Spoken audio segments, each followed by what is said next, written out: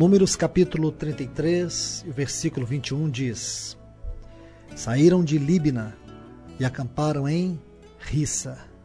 Hoje nós vamos estudar a 18ª jornada.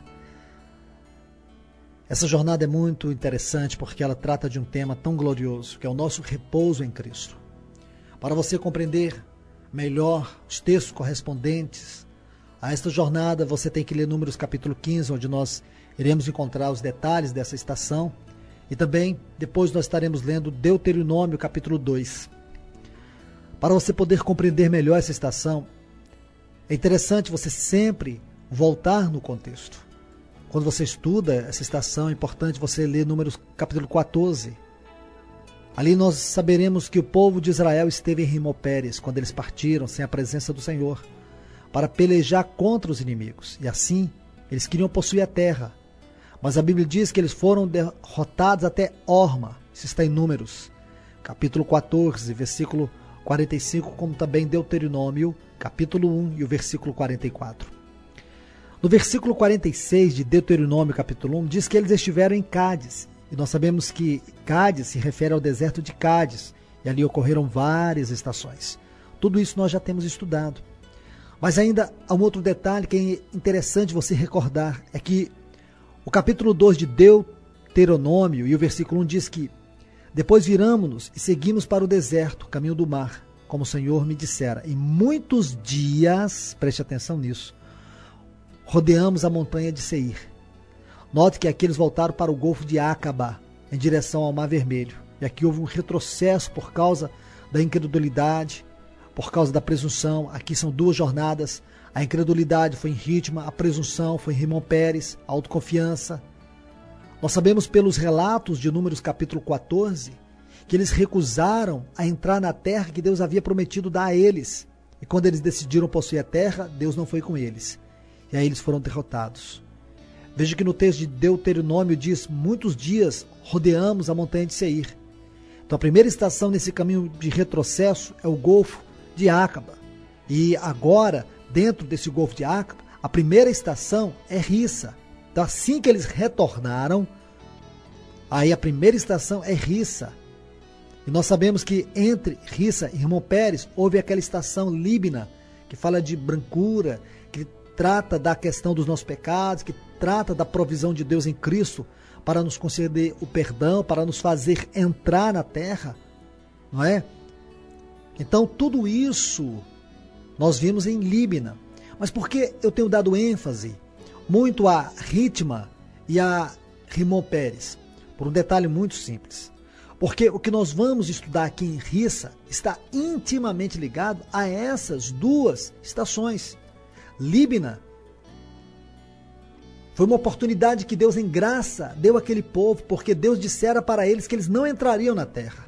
Agora, Deus vai mostrar em Líbina o caminho de entrar.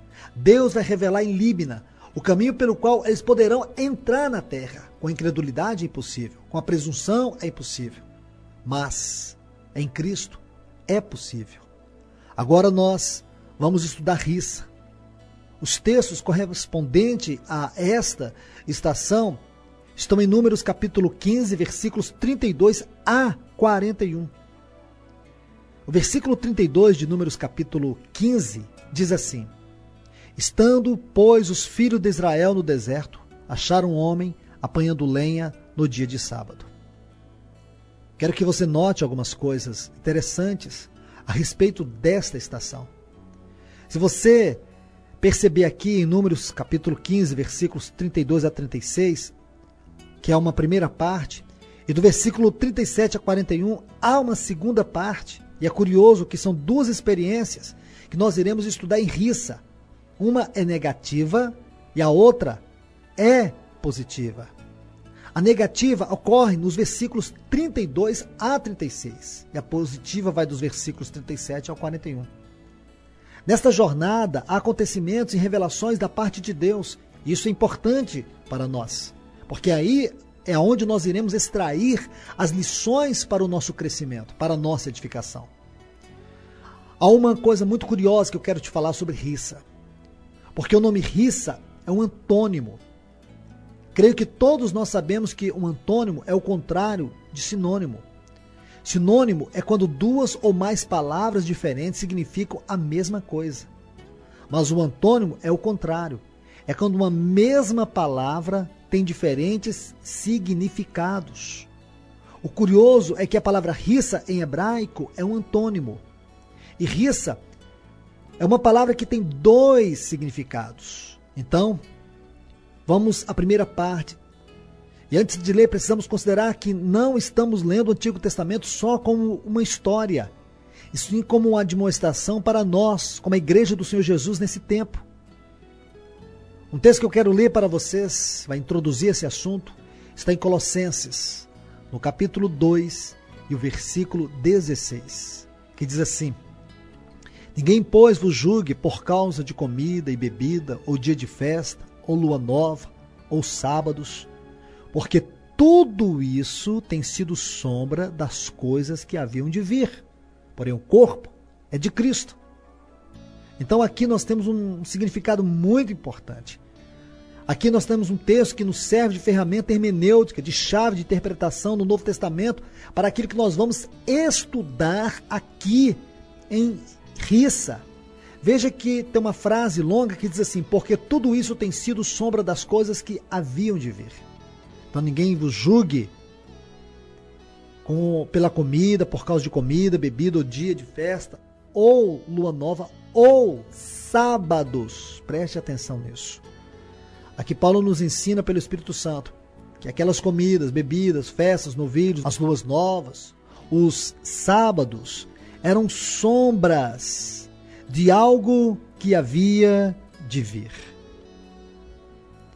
Tudo o que era relativo ao sábado no Antigo Testamento era uma figura. Figura de quem? Nós sabemos, uma figura de Cristo. Nós temos que estudar este maravilhoso assunto.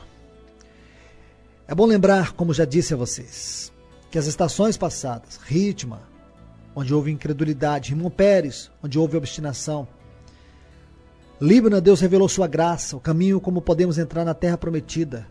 Líbano nos mostra o perdão em Deus, mas aqui em Rissa, Deus ensina como enfrentar essa condição espiritual, que esteve representada pelas estações anteriores de Rimon Pérez e também de Ritma.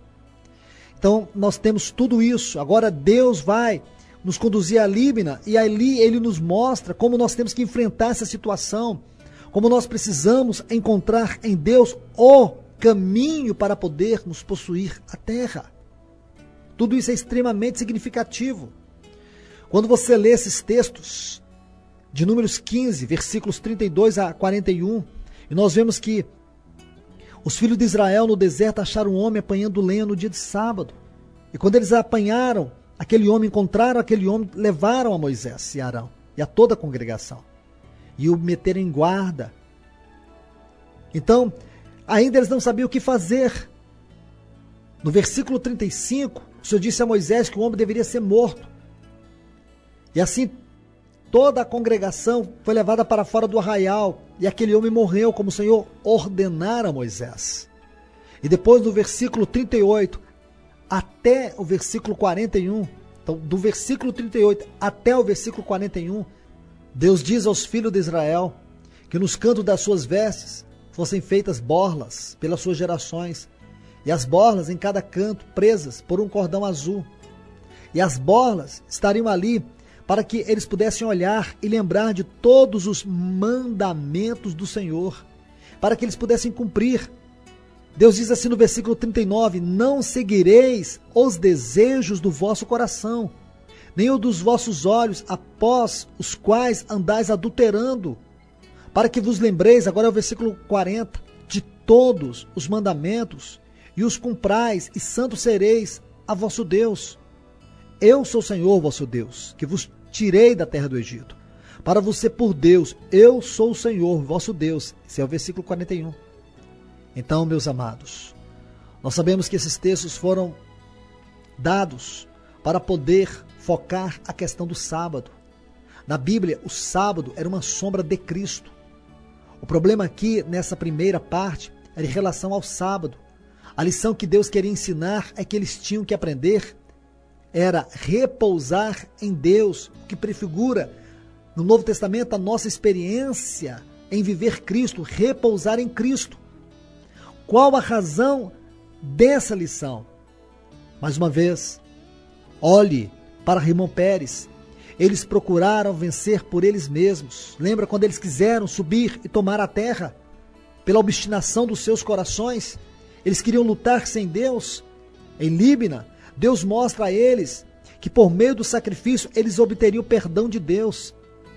Nessa nossa vida que recebemos em Cristo, isto é, nessa nossa nova vida em Cristo, que recebemos pela infinita misericórdia de Deus e graça, e mediante o sangue de Cristo, o qual nos limpa do poder do pecado, da acusação de Satanás, da presença do pecado nos governando, e também pelo seu Espírito que nos conduz a esta nova vida.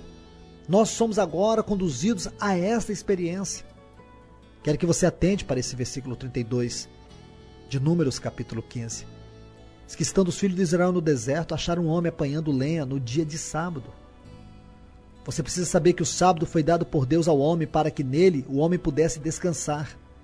Esse descanso não era simplesmente um descanso físico, mas também que nessa experiência o homem possa ter sempre em Deus uma profunda reflexão daquilo que é Deus, refletir na misericórdia, na graça, na provisão de Deus.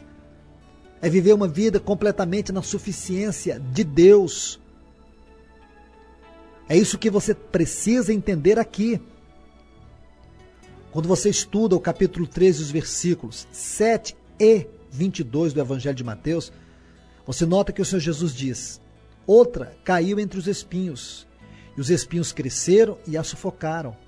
Agora o versículo 22 diz assim: o que foi semeado entre os espinhos é o que ouve a palavra, porém os cuidados do mundo e a fascinação das riquezas sufocam a palavra e fica infrutífera. Meus amados, é importante vocês perceberem que os espinhos representam a fascinação das riquezas que sufocam a palavra. No texto que lemos em Números, capítulo 15, versículo 32, vemos um homem que estava apanhando lenha. Isso desagradou a Deus, pois aqui vemos um ato de desobediência à palavra de Deus. Alguém que estava procurando viver uma vida para si próprio. Alguém que estava procurando viver uma vida fora do contexto de Deus, fora do caráter de Deus, fora da vontade de Deus. Alguém que estava vivendo uma vida sem o respaldo da palavra de Deus.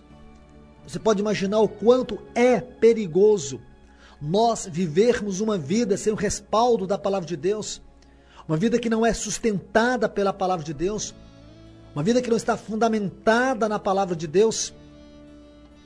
Você imagina o quanto isto é sério, o quanto Deus deseja nos corrigir destes erros do nosso próprio coração. Aqui encontramos alguém que procurava viver uma vida para si mesmo, alguém que estava vivendo uma vida completamente afastado do caminho de Deus. Como nós somos tentados a isso? Como nós somos tentados a viver por nós mesmos, a viver para nós mesmos, a viver uma vida sem uma referência espiritual. E o grande perigo disso é você ser guiado pela sua mente, é você ser guiado pela sua vontade. Olha o versículo 39 do capítulo 15 do livro de Números. A parte B desse texto diz assim: não seguireis os desejos dos vossos corações, nem dos vossos olhos. Nós não podemos viver uma vida segundo a nossa vontade. Você tem que entender que agora em Cristo, você não vive uma vida almática. Não que você vai ter que restringir suas emoções, sua vontade, sua mente. Não, não é isso. Você tem que viver a vida cristã permitindo que na sua consciência a palavra de Deus fale a você claramente o que Ele quer. Que você tenha percepção, isto é, intuição, porque consciência, intuição e comunhão são as faculdades do nosso espírito. E porque nós não conseguimos liberar o nosso espírito, nós vivemos uma vida segundo os nossos desejos. Vivemos uma vida segundo o nosso próprio coração almático. Seguimos os nossos olhos. Nós não seguimos a voz interior do Espírito em nosso espírito. Não seguimos a nossa consciência. Não seguimos aquilo que o Senhor fala em nosso espírito. Porque o que fazemos, os nossos desejos, são sempre voltados às nossas necessidades peculiares, naturais, humanas e às vezes adâmicas, isto é, a nossa carnalidade. Mas para que sejamos corrigidos, nós sabemos que quando nós convertemos, nosso espírito foi vivificado. E nesse espírito vivificado é onde Deus fala. Você precisa ouvir a voz de Deus no seu espírito. Você precisa ter intuição, isto é, percepção espiritual. Para que você não seja enganado, para que você não seja enganada. E como tudo isso acontece? Uma outra faculdade do seu espírito, comunhão. É aqui onde Deus, isto é, pelo Espírito Santo no seu espírito, se une. E isto tem que ser uma motivação contínua. Comunhão com Deus tem que ser algo todo dia, sempre. É onde você deve viver uma vida de prioridade espiritual. As coisas espirituais, elas não podem ser vividas esporadicamente durante o dia. O maná, ele tinha que ser apanhado quando? Bem cedo. Porque as nossas primeiras ações devem estar voltadas para Deus. Ou uma oração, ou louvor, aquela lembrança de contemplação dentro de você. Os cristãos perderam a visão, a sensibilidade de que neles existe uma faculdade chamada espírito. É a parte mais profunda do ser do homem. É a parte mais extraordinária, mais grandiosa do nosso ser, é o espírito. Se você estudar todos os textos na Bíblia que falam, que focam o espírito, você vai ser ricamente ajudado. Você vai se sentir enriquecido pela ajuda do Senhor por meio da palavra para você compreender a si mesmo. Porque muito da nossa vida cristã tem sido vivida na alma, na nossa carne, na nossa força natural, de nós mesmos, para nós mesmos, como este homem que foi procurar sustento, provisão para si, alguma atividade. Pode parecer uma coisa muito simples, a atitude desse homem, mas essa atitude aparentemente muito simples revela o engano do nosso próprio coração, revela as motivações secretas e obstinadas que nós carregamos dentro de nós mesmos. Olha o contexto deste episódio. Nós vemos incredulidade, nós vemos presunção, e agora vemos um homem aqui pisando a palavra de Deus, um homem menosprezando a palavra de Deus. Menosprezar a palavra de Deus é menosprezar o próprio Deus. E é aí que o Espírito Santo deseja nos disciplinar, nos corrigir, para que nós não andemos segundo os desejos do nosso coração, para que não venhamos seguir os nossos próprios olhos, mas seguir a palavra de Deus, seguir a voz do Espírito no nosso interior, na nossa consciência, ter percepção daquilo que agrada e daquilo que não agrada a Deus, viver uma vida de comunhão com Deus. Só isso poderá nos ajudar, só isso poderá nos corrigir. Que Deus abundantemente fale ao teu coração.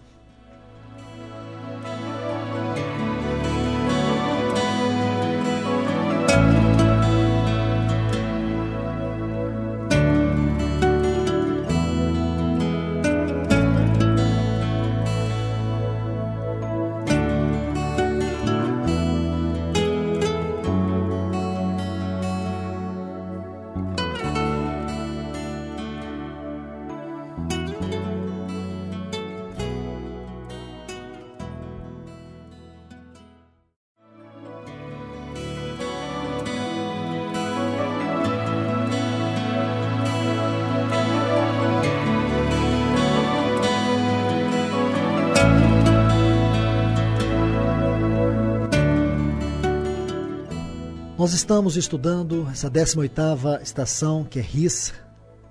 Os textos relativos a essa estação se encontram em Números capítulo 15, versículos 32 a 41. Temos visto que Rissa é uma palavra hebraica que tem dois significados. Essa palavra em hebraico é um antônimo.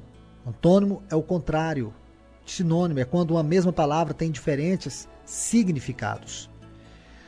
E nós estamos estudando o aspecto negativo, porque essa estação ela nos leva para uma experiência negativa e uma positiva. Experiência negativa, nós vemos aqui no versículo 32, sobre um homem que foi apanhado pegando lenha no dia de sábado. E o Senhor diz, na sua palavra, porque Israel não sabia o que fazer, mas o Senhor diz que tal pessoa deveria ser morta. E aqui nós vemos o julgamento, a disciplina de Deus. O Senhor é muito claro na sua palavra. Ele nos diz que nós não podemos seguir os desejos do nosso coração. Se você estiver lendo esses textos de Números capítulo 15, versículos 32 a 41, você vai ver que no versículo 39, na parte B, o Senhor diz: não seguireis os desejos do vosso coração, nem dos vossos olhos. Muito sugestivo toda esta leitura. Nós sabemos que algo deveria ser feito àquele que violava o sábado. Em Deuteronômio capítulo 31, os versículos 12 a 17, temos a palavra de Deus aqui falando acerca do assunto da guarda do sábado.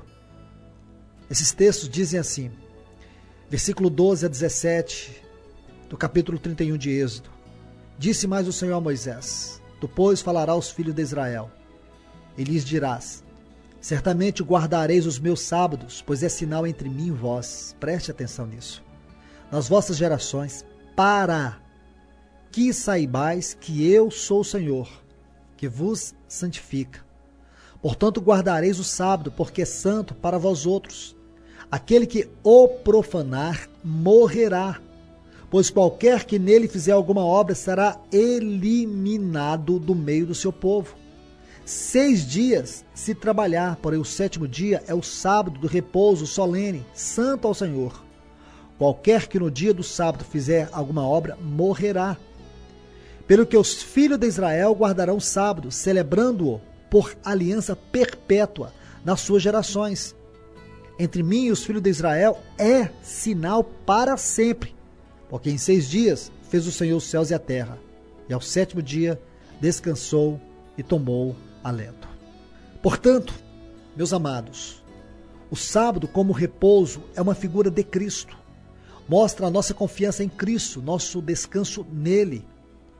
O sábado nos traz uma lição, isto é, que nós não somos desse mundo, não vivemos como as pessoas desse mundo, não fomos separados para o mundo, nós somos separados do mundo, nós somos separados dele. Nosso viver está relacionado com o caráter de Deus, com o caráter da sua palavra. Se nosso viver é como o viver do mundo, qual é o nosso testemunho diante das pessoas que não são salvas? Portanto, o sábado é um sinal entre Deus e nós. O Senhor nos separou do mundo e Ele deseja que nós confiemos nele, que andemos conforme sua palavra. Por isso Ele estabeleceu em nós um sinal entre Ele e nós. Para entendermos o significado do sábado na economia de Deus, no plano de Deus, primeiro precisamos estudar a primeira menção dessa palavra na Bíblia, porque senão nós não vamos entender o que esses textos de Êxodo, capítulo 31, versículos 12 a 17, estão nos dizendo. Porque Deus foi tão severo com este homem e Ele exige que o homem ande na sua palavra. Então vamos lá, Gênesis capítulo 2, versículos 2 e 3, diz assim: havendo Deus terminado no 7º dia a sua obra que fizera, descansou nesse dia de toda a sua obra que tinha feito, e abençoou Deus o dia 7º e o santificou, porque nele descansou de toda a obra que como Criador fizera. Muitos de nós vemos o sábado apenas como o dia em que Deus descansou das obras de suas mãos.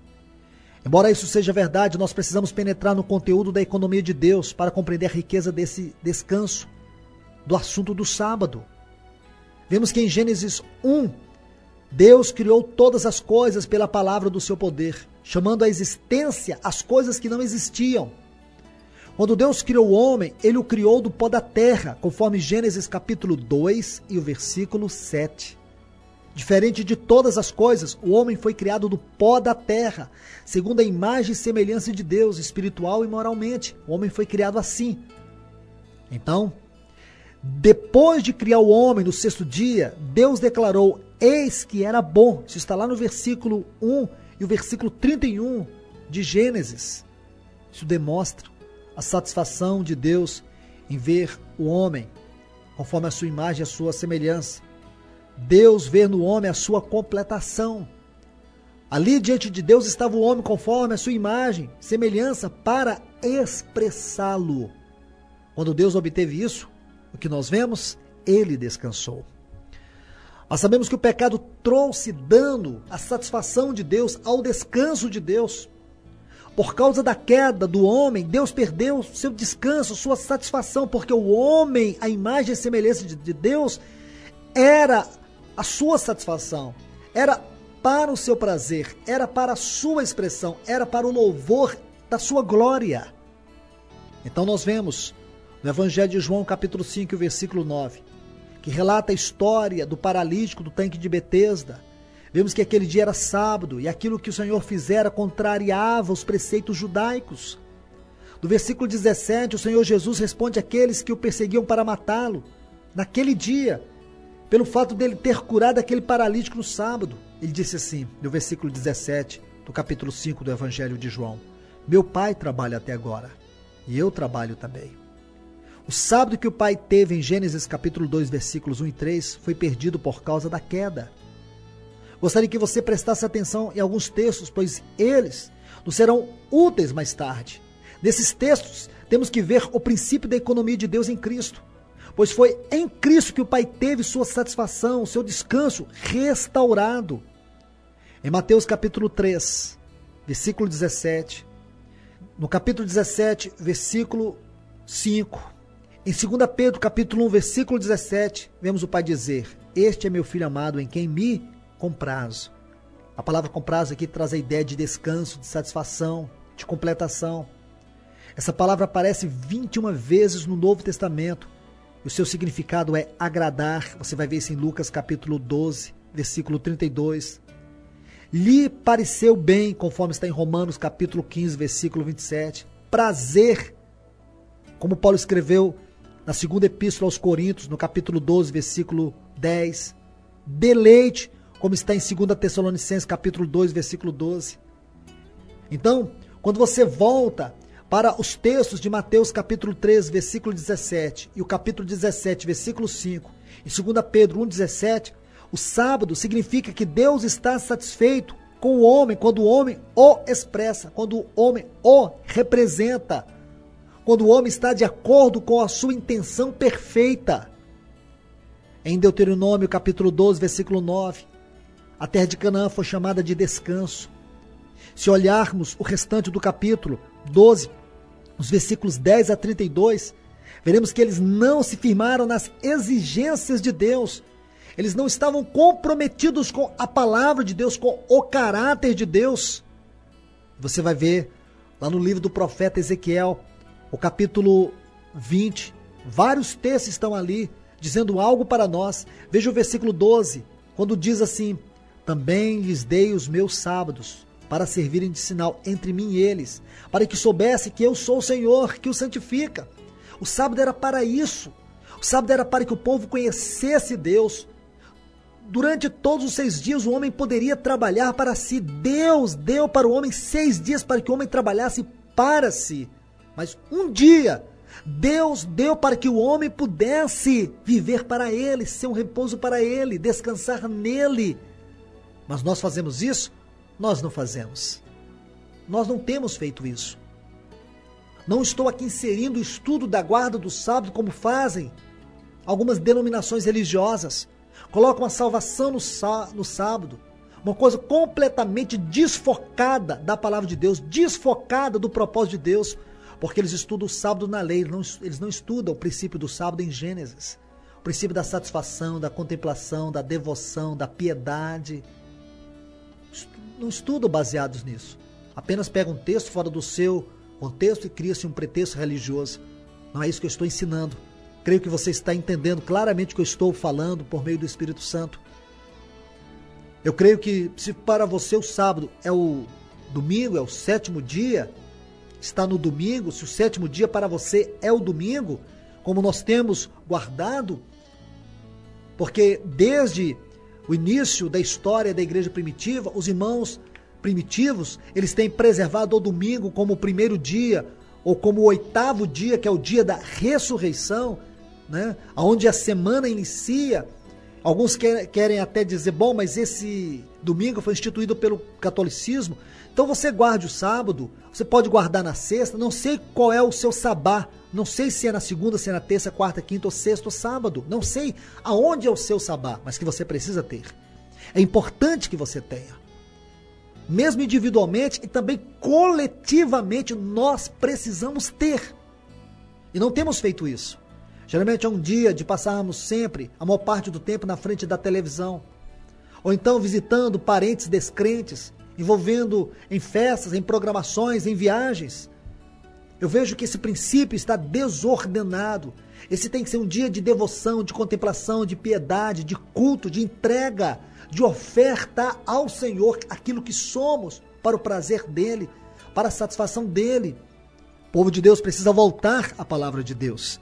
Então veja que o Senhor diz, para que soubesse que eu sou o Senhor, porque é um dia de conhecê-lo mais e mais, é um dia de desfrute, é um dia de relacionamento mais íntimo. Isso não significa que os outros 6 dias sejam vividos somente para nós, mas que o Senhor nos dá esta oportunidade de nós vivermos 6 dias trabalhando, não que venhamos perder o foco do Senhor, não é isso que a Bíblia diz. Porque é impossível para um cristão que ama o Senhor. Porque tudo que ele faz no seu trabalho, na sua vida, nos seus estudos, deve ser para a glória do Senhor. Então você vai ver no versículo 3 de Ezequiel. Diz assim, mas a casa de Israel se rebelou contra mim no deserto, não andando nos meus estatutos e rejeitando os meus juízos, os quais, cumprindo-os, o homem viverá por eles. E profanaram grandemente os meus sábados. Aí o Senhor diz que ele iria derramar o furor da sua ira para os consumir. Versículo 16, ainda desse capítulo 20 de Ezequiel.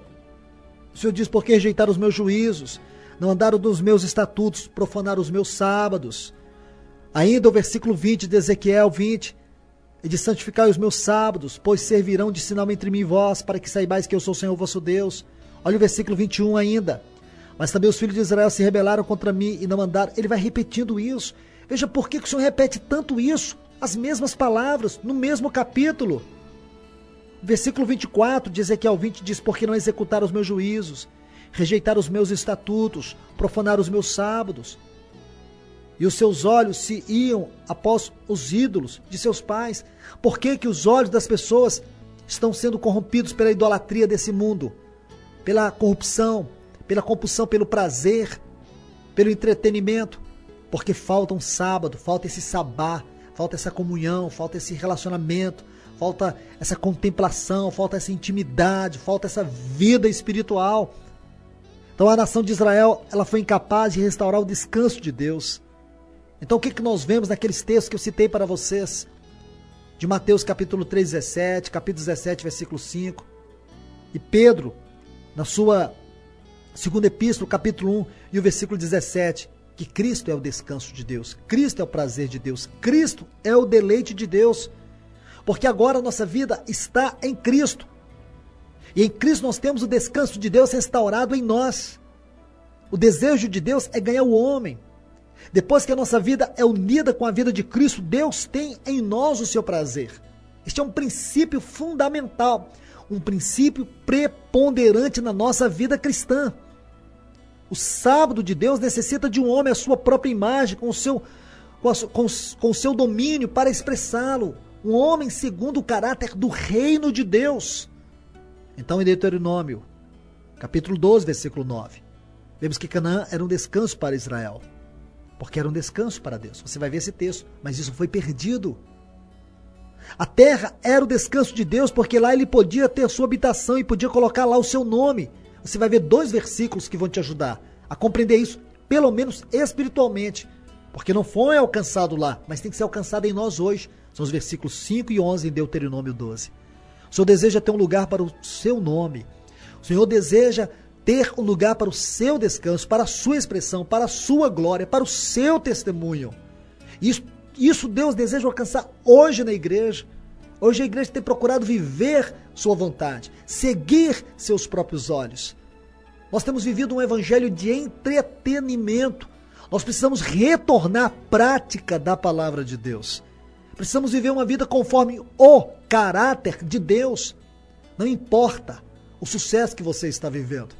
Não importa se você está vivendo um sucesso grande no seu ministério. Não importa se você está vivendo uma grande experiência numa grande multidão de pessoas que ofertam muito dinheiro, que você está envolvido por tudo isso, muito dinheiro, muitas pessoas. Tudo isso pode ser um espírito megalomaníaco que pode roubar a centralidade de Cristo, o lugar da sua palavra. E nesse emaranhado de coisas, nós podemos estar perdidos em nós mesmos. A gente não percebe que estamos apanhando lenha, como aquele homem, fazendo algo, pisando a palavra de Deus, fazendo algo que não está conforme o caráter de Deus. Não podemos viver a vida cristã pensando em agradar a nós mesmos, nem tampouco viver a vida cristã para agradar os outros. Nós temos que viver a vida cristã para agradar a Deus, para que Ele tenha satisfação em nós. Você vai perceber na Bíblia que em muitas experiências, Deus só pôde encontrar poucas pessoas que estavam dispostas a correr o risco de viver uma vida para agradá-lo. Porque viver uma vida para agradar a Deus é um grande risco que nós temos que correr. Porque isso pode ocasionar uma completa má interpretação da sua própria piedade cristã, da maneira como você decidiu agradar a Deus, viver conforme o caráter de Deus. Porque hoje nós estamos vivendo um evangelho antropocêntrico, um evangelho onde o homem está no centro, onde as pessoas estão sendo induzidas a viverem para elas mesmas, sempre em primeira instância. Mas Deus deseja corrigir isso na nossa própria vida. E é por isso que o Espírito Santo está falando para nós esta verdade em rissa. Nós precisamos tomar cuidado. Esse princípio pode parecer muito simples, mas ele é fundamental para corrigir a distorção do nosso coração em viver para nós mesmos, em viver a nossa vida toda centrada em nós. Esquecemos daquilo que é o sabá, daquilo que é o descanso em Deus, daquilo que é o prazer de Deus, daquilo que é a nossa satisfação em Cristo. Que Deus te abençoe ricamente pela sua palavra.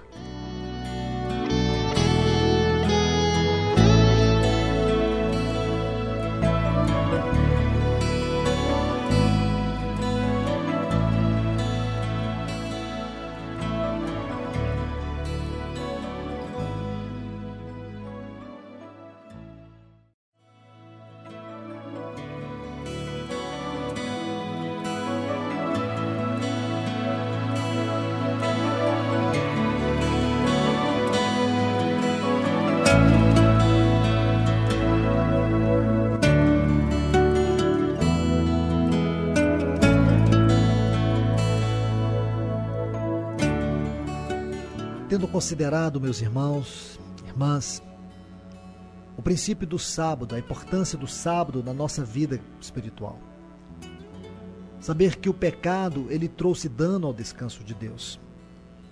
E é interessante você lembrar que quando Deus, no capítulo 2 e os versículos 2 e 3 do livro de Gênesis, ele instituiu o sábado para o seu prazer.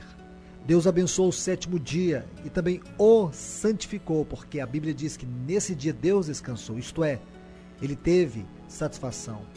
Aquilo que ele propusera fazer, ele fez conforme a sua vontade, e nisto ele descansou. Mas, em Gênesis 3, vemos que o pecado trouxe dano ao descanso de Deus. E nós vemos que o Senhor Jesus, no versículo 17 do Evangelho de João, no capítulo 5, ele diz que o Pai estava trabalhando e era sábado. O contexto desse versículo mostra para nós que era sábado, por isso ele trabalhava também. Porque o desejo de Deus é restaurar o significado do sábado, no aspecto mais profundo da nossa espiritualidade, para que nós venhamos encontrar em Deus o lugar do nosso repouso, encontrar em Cristo o lugar do nosso descanso. E a gente vê isso como Deus, de uma forma solene, está nos advertindo nesta jornada, em Rissa. Há um texto que está em Êxodo, no capítulo 31 e o versículo 16, que diz assim: pelo que os filhos de Israel, guardando o sábado, celebrando-o por aliança perpétua nas suas gerações. Veja, aqui nesse texto diz que o sábado era um sinal da aliança entre Deus e o seu povo. Isso significa, espiritualmente, que eles podiam confiar em Deus, porque Deus não fez o homem para o sábado, e sim, Ele fez o sábado para o homem. Aqui nós vemos o sinal da aliança. Guardar o sábado significa contemplar isso, significa ter esta segurança quanto à nossa vida espiritual. Meus amados, nós precisamos ter uma clara visão de que nós somos o povo de Deus. Como o povo de Deus, nós somos um povo espiritual. Como povo espiritual, os assuntos nos quais nós estamos sendo edificados são assuntos espirituais. A maneira como Deus rege, governa a nossa vida de uma maneira espiritual. Então, se nós não formos cuidadosos, nós seremos engolfados pelas artimanhas de Satanás. Você e eu precisamos ter consciência que nós estamos vivendo um tempo muito perigoso em todos os aspectos. Sabemos que estamos às portas da volta do nosso Senhor Jesus Cristo. Precisamos ser cuidadosos, precisamos ser diligentes, precisamos focar na palavra de Deus quanto a este assunto, porque o inimigo tem nos distraído, o inimigo tem roubado o melhor de Cristo de nós. Nós não temos tido uma verdadeira comunhão com a sua palavra, no que concerne à vontade suprema de Deus em relação a nós, em relação ao seu propósito, em relação ao seu plano, em relação àquilo que Deus tem determinado para nós como igreja, como povo de Deus viver. Satanás tem nos distraído de uma maneira tão terrível. Ele tem nos distraído. A realidade espiritual do sábado tem sido perdida no meio do povo de Deus. O descanso de Deus em Cristo, aquilo que deveria ser o desfrute diário da igreja, tem se perdido. Quantos ensinos errados, deturpados concernente a esse assunto tem sido aplicado, tem sido ensinado no meio do povo de Deus. Que o Senhor nos liberte pela sua palavra, nos mostre o mais profundo significado do sábado em nosso viver cristão diário. Porque o inimigo tem se aproveitado da nossa ignorância, o inimigo tem se aproveitado do fato de que nós não estamos atentados, voltados para os assuntos que estão relacionados com a volta do nosso Senhor Jesus. Parece que a cada dia o nosso coração está mais afundado neste mundo, está mais mergulhado pelas coisas desse mundo. Como nós precisamos ser ajudados pela palavra de Deus. Quando você lê 2 Tessalonicenses, o capítulo 2 e o versículo 3, você vê Paulo falando sobre a volta do Senhor Jesus, mas ele diz que isso não vai acontecer sem que antes venha a apostasia. Nós sabemos que isso ocorrerá na igreja do Senhor Jesus. Podemos ver, e falo isso com tristeza, que isso já está ocorrendo no meio do povo de Deus. A palavra apostasia fala de separação. A luta hoje parece se tornar mais pesada dia a dia, como se o único alvo dos ataques de Satanás fosse nós, os cristãos. Parece que a única coisa que ele se preocupa, e é o que podemos ver nitidamente, é a preocupação em nos atacar o tempo todo, nos envolvendo com muitas coisas nas quais ele governa nessa terra, nesse mundo. Por isso, meus irmãos e irmãs, no momento que nós estamos vivendo, o problema que existe é se você e eu podemos perseverar até as últimas horas, até o último momento. É se nós podemos perseverar até o fim. Veja que lá em Daniel capítulo 7, o versículo 25, diz que Satanás ele vai magoar os santos do Altíssimo. Veja bem, essa expressão magoar tem aí o sentido de desgastar, de consumir devagar. É muito mais difícil reconhecer Satanás como aquele que desgasta o povo de Deus do que um Satanás que ruge como leão. E a sua obra hoje é de consumir-nos lentamente. Isso já tem sido feito, é o que nós estamos vendo. O mundo tem sido uma poderosa ferramenta que ele tem usado para nos consumir lentamente. Quando você lê 2 Tessalonicenses, capítulo 2, versículo 3, e também 2 Timóteo, capítulo 3, versículos 1 a 13, você vai ficar sabendo que antes da volta do Senhor haverá uma apostasia terrível. Será um tempo perigoso, quando a maldade e a mentira irão aumentar grandemente. Nós precisamos atentar para isso, porque esses sinais são sinais que evidenciam essa apostasia. E eu creio que quando você vai olhando para a palavra de Deus, você pode ver isso. Porque primeiro você vai notar que haverá uma completa negação às coisas espirituais. Essa apostasia da qual eu estou falando não se refere à educação, às gigantescas reuniões, pastores capazes, catedrais maravilhosas, progresso mental e físico. Não, nada disso. Esta apostasia relaciona-se com a fé e o reconhecimento do poder de Deus. Será um tempo onde ocorrerá uma completa negação às obras sobrenaturais de Deus, tais como regeneração, santificação, a oração, a revelação do Espírito Santo. Será um tempo caracterizado pela fraude, por erros no meio do povo de Deus. Antes da vinda do Senhor haverá muita fraude, muito erro. Em Mateus 24 diz que, se fosse possível, até os escolhidos seriam enganados.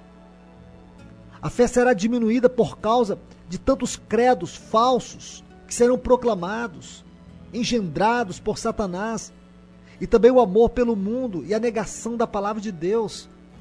A fé será profundamente distorcida em seu fundamento, em sua essência. Um espírito de autoconfiança irá tomar o lugar da fé, como nós temos visto, tem tomado o lugar da fé na vida de muitos cristãos, que não procuram mais andar por fé e sim por vistas. Obras malignas, perversamente espetaculares, como nós temos visto. O que tem ocorrido é que Satanás tem produzido um efeito intangível que tem envolvido muitos cristãos hoje. De uma forma sutil, ele tem feito obras perversas e malignas, muitas vezes usando o nome de Cristo, mas com o propósito de manter as pessoas escravizadas, enganadas, aprisionadas. O que nós vemos é um cristianismo caracterizado pela piedade exterior. A vida cristã nesse tempo tem tido uma forma de piedade exterior, mas por dentro estará cheia de maus espíritos e da melancolia do inferno. Esses espíritos malignos têm feito o máximo para desviar e oprimir os filhos de Deus, atacando nossa vida, diminuindo nossa vontade, embrutecendo nossa mente. Oh, amados, como nós precisamos ser cuidadosos. Imagine quantas sensações e provações estranhas têm sobrevindo ao povo de Deus, fazendo-nos perder o desejo de buscar a Deus. Quantas vezes nos sentimos cansados, nossa mente tem se tornado entorpecida por tantas coisas que estão diante de nós. Quantas vezes sentimos um amor estranho conduzindo nossa vida. Por outro lado, nos vemos escravos de prazeres, de costumes do mundo. Quantas coisas proibidas por Deus têm se tornado alvo da nossa cobiça. E assim nós vemos a falta de comunhão com a palavra, a falta de comunhão na oração, a falta de comunhão na reunião da igreja. Temos perdido a liberdade e o poder de proclamar o Evangelho de Cristo. Não temos tido capacidade de nos concentrar para ouvir a voz de Deus por meio das mensagens. Quantas pessoas se sentem incapazes de ajoelhar para orar dedicadamente diante do Senhor? Essas trevas, esse tipo de atmosfera do inferno tem envolvido muitos dos filhos de Deus. Sem dúvida, Satanás procura obscurecer nossa mente e vontade com uma espécie de poder inconcebível, para que se torne extremamente difícil a nossa vida cristã, nosso relacionamento cristão. Quantas pessoas se sentem em dificuldades para servir a Deus, para viver uma vida de relacionamento com Deus. Esse é o espírito do anticristo que está agindo no mundo.